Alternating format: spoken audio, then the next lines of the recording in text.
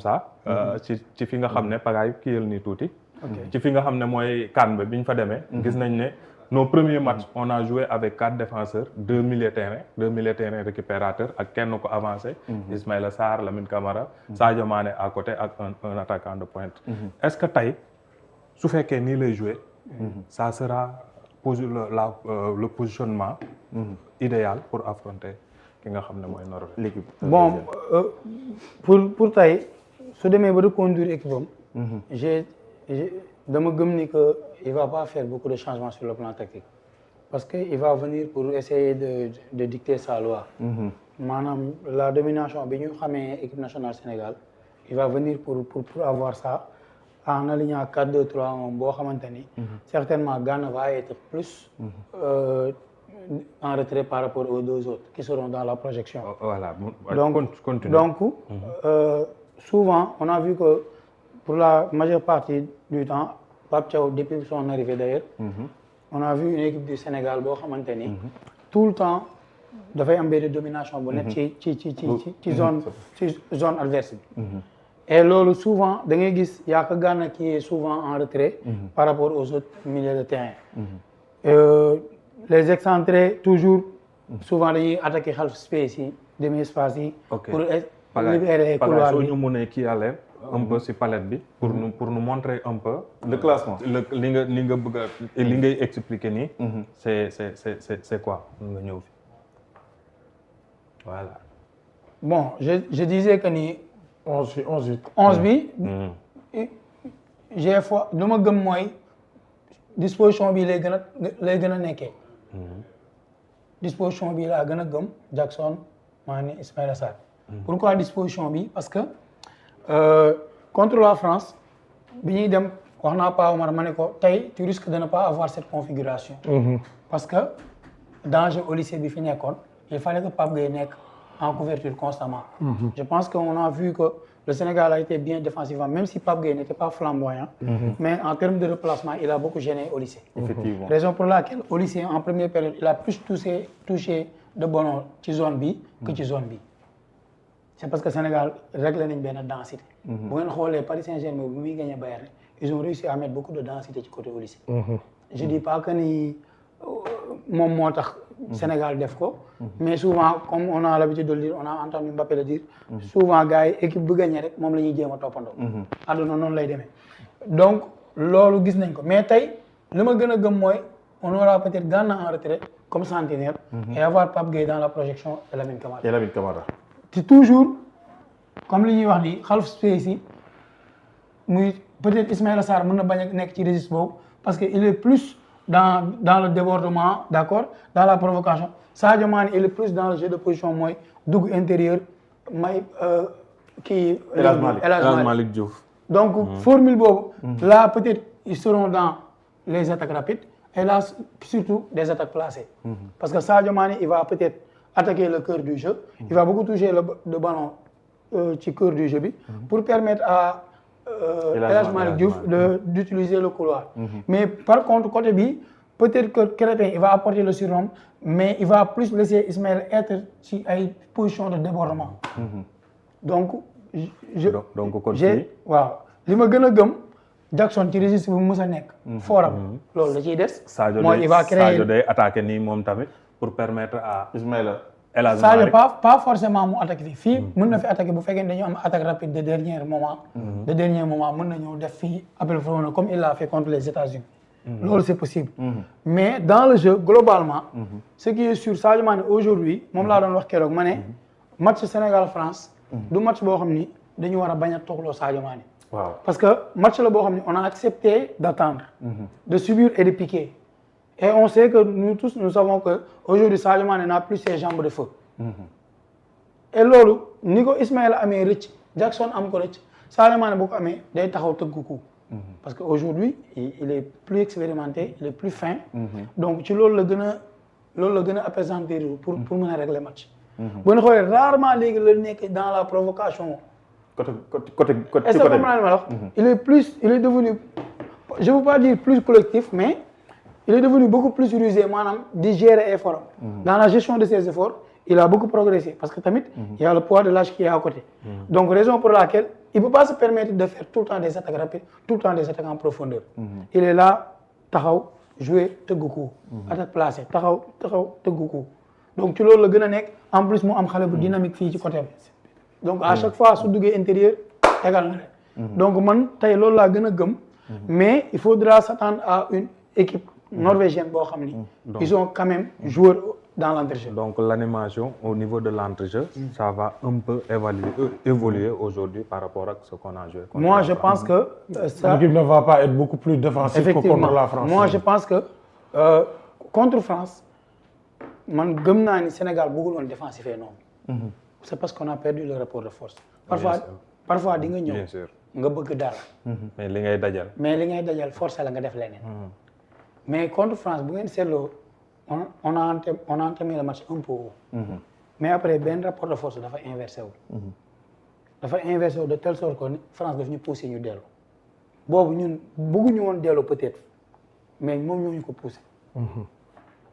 donc loolu tey yaakaar naa ni mën nañu bañ a dal ci Norvège parce que après tout France moo ëpp qualité Norvège léegi Norvège fu mu dangereux ci France on va essayer de revenir fu mu compliqué ci ak Norvège di indi le classement mais non waaw boo paree si Norvège man dama am question si défense Norvège parce que Norvège bu defee défense à 3 je pense que bu suñuy ñaari excentré à savoir Ismaïla Sarr ak Sadio Mané bu nekkee défense à 3 la ñu ñoo dugg si xal space u Norvège libéré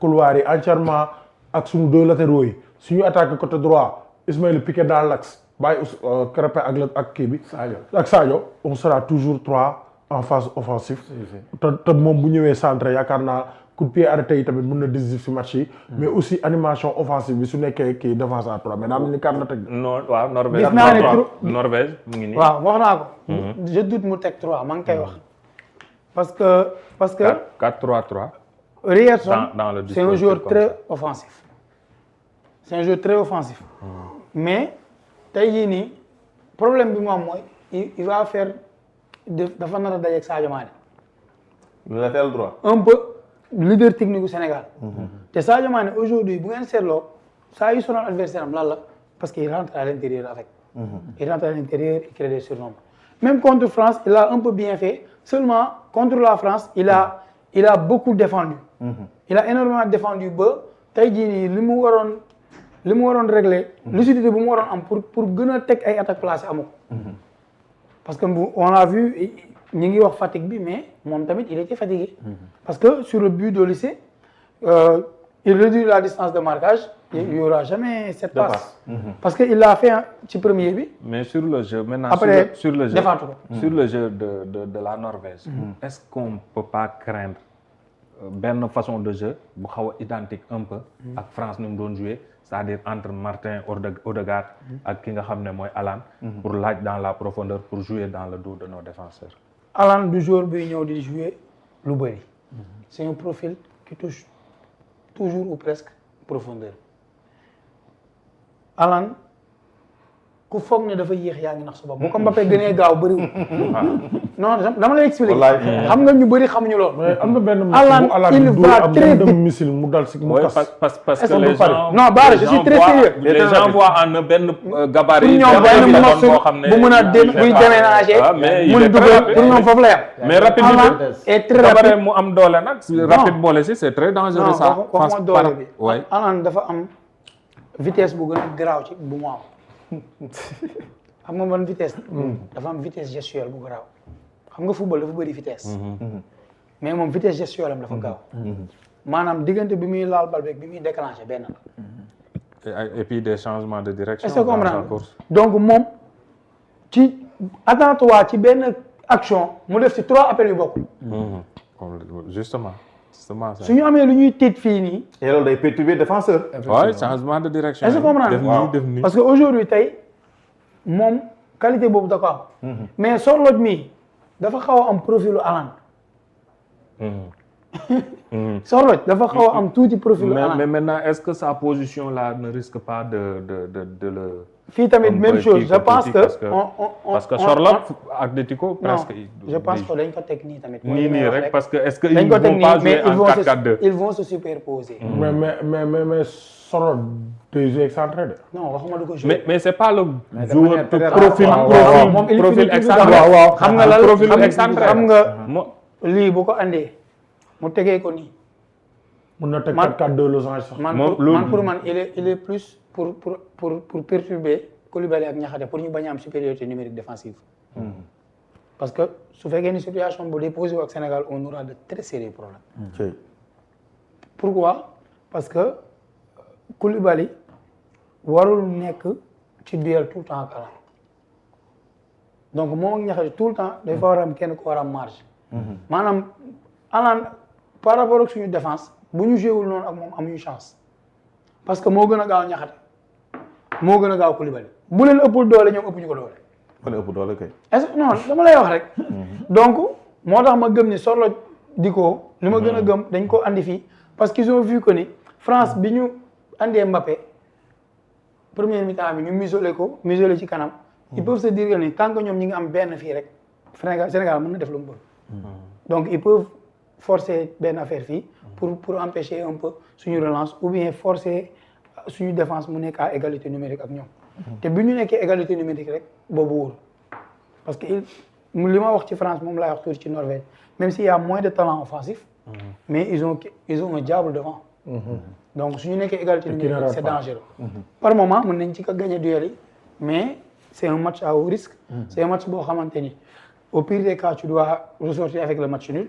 donc tu dois y aller avec.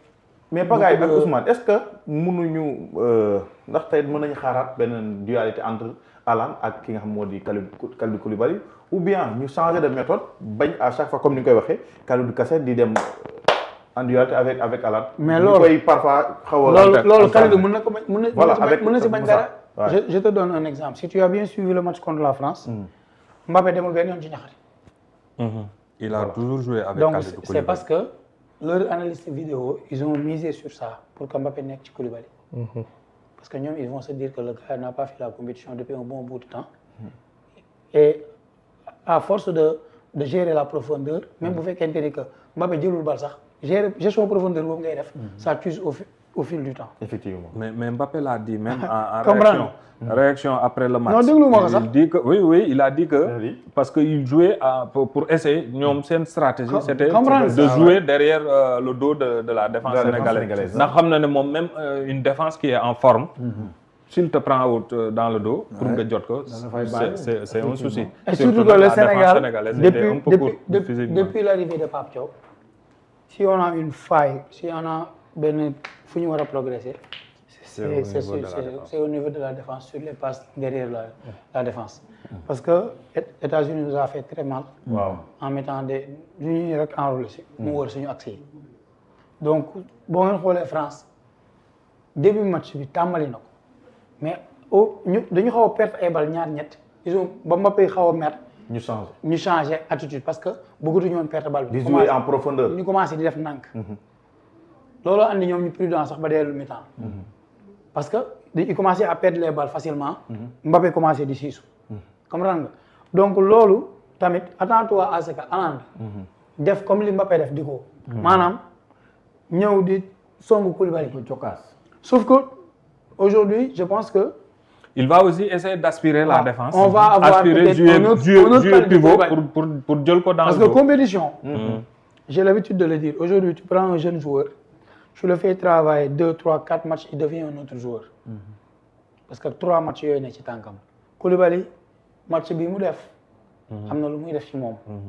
donc tey jii on peut s'attendre à. physiquement. Oui. Ouais, on peut s'attendre à un Koulibaly meilleur. certainement c'est la raison pour laquelle moo tax Pape Thiaw tamit reconduire ko parce qu'il se dit qu'il a quelque chose dans les jambes. dinaa tiit trop mais bu ma ñëwee gis mu reconduire je me suis dit il est sur une logique de compétition après li ci def ay choix la nit di wax lu ko neex rek mais man même contre France Sénégal dafa teg lu ma am xam nga aujourd'hui il y a beaucoup de gens non Ibrahima Mbaye est titulaire mais je vais te dire une chose moi Ibrahima Mbaye aujourd'hui du coup je le prends un peu comme notre facteur X on avait un facteur X Sabaly Sadio Mané Non, attends. Aujourd'hui, Sadio Mané n'a plus ses jambes de 18 ans.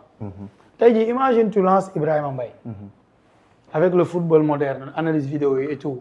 Ñu ñëw ñu museler ko. D'accord, museler Sadio Mané. Tu comptes sur qui pour débloquer ce match? Personne. Donc, moi, je pense que cette gestion. Et puis ça peut le perturber, ça. Merci. Le jeune joueur. Donc, cette gestion, si je C'est disais vrai. que nous casse, c'est parce que nous avons une équipe à leur disposition de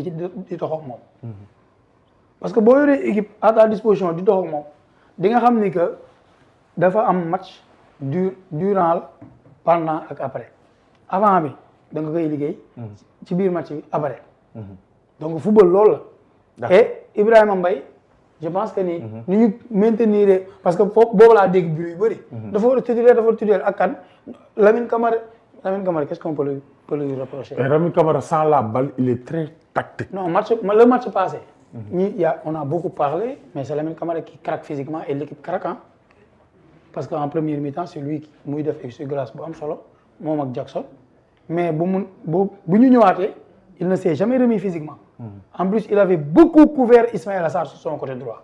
Énormément même. Il a d'accord. Et on a explosé. Avant ngeen di yegg ma bàyyi Ibrahima. Ibrahima mën na ci réagir par rapport ak aussi tamit. On peut revenir wala c'était ça. Mën ngeen ñëwaat voilà. Mën ngeen ñëwaat en tant que mooy jox Ibrahima muy réagir par rapport ak même li nga xam ne loolu la pagaay jeexale ci Sadio Mané bi nga xam ne aussi tamit ñu bëree bëri ñi naan nañ ko génnee titulaire ki nga xam moo di Ibrahima Mbaye.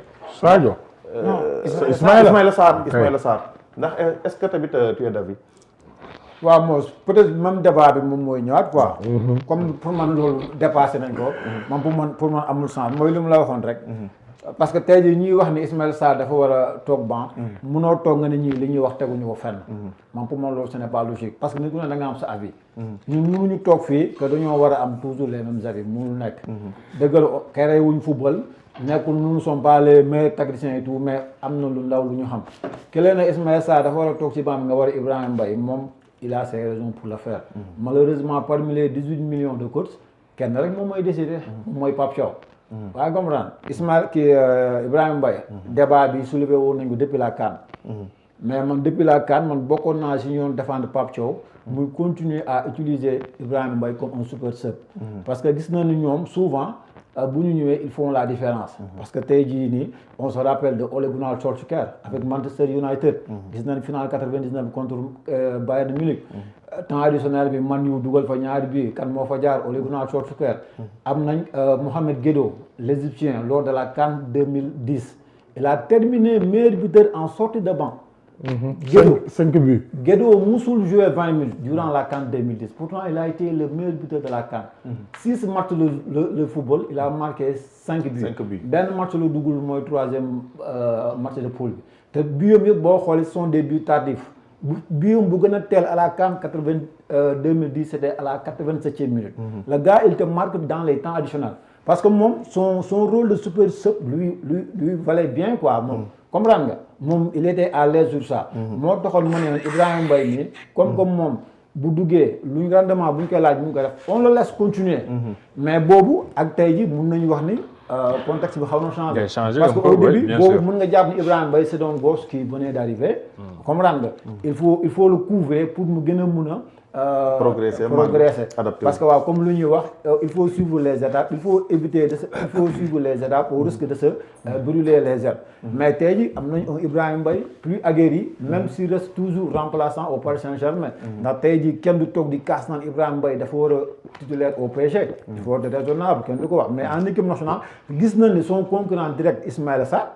il est là depuis 10 ans. il pèse 5 coupes d'Afrique, 3 coupes du monde. Il y a aussi Iliman Ndiaye. Iliman aussi. La concurrence est. Mais Assane Diao, on ne parle pas de lui. Assane Diao, pourquoi on ne parle pas d'Assane Diao? On l'oublie. Voilà, faut mais aussi, il est miné par des voilà, c'est ça. Mais moi, Assane Diao, son arrivée, ça m'a un peu choqué. Parce que pour moi, waruñu woon bàyyi Sabali. Sabali man honnêtement xaw na ma def tuuti déception. parce que c'est un profil assez rare. waxoon naa ko de. c'est un profil assez rare. waaw pour terminer foofu. maanaam comme lu ñu waxoon ne Ismaïla Sarr dafa toog Ibrahima Mbaye maanaam.